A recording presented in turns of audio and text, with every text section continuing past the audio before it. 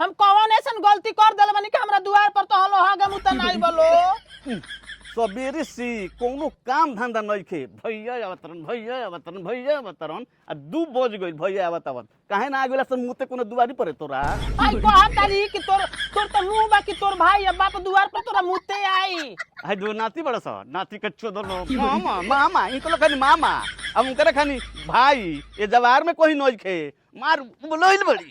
ओ बाबलन काहे ना वइला लेके आवत देखत नहीं हमहू सुन तारनु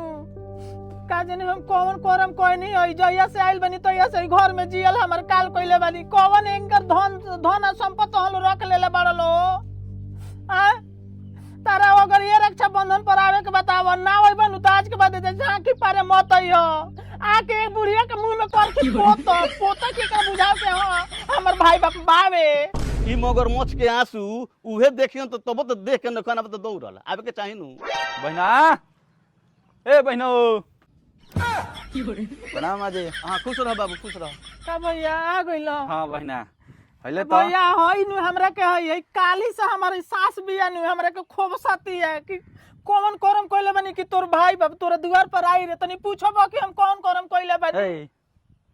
तनी सोच समझ के बोलल जाला हमरा में कोनो कमी नहीं है बाबू जौन बाप महतारी के लड़की अपना नैहर में के आई रहनु उहे सास ससुर के ससुरा में कदर करी अब दोसर तरह से का कहे के बा। ए भैया ई हमरा मुंह में करिखा पोतले बड़ी कहत तरी कि तोर बाप भाई तोरा दुआर पर मुते नहीं बताव हम का कइले बानी। ए बहना देख हम आ गई नीनू हां हइले रसगुल्ला के रस आइका मुंह में पोत रस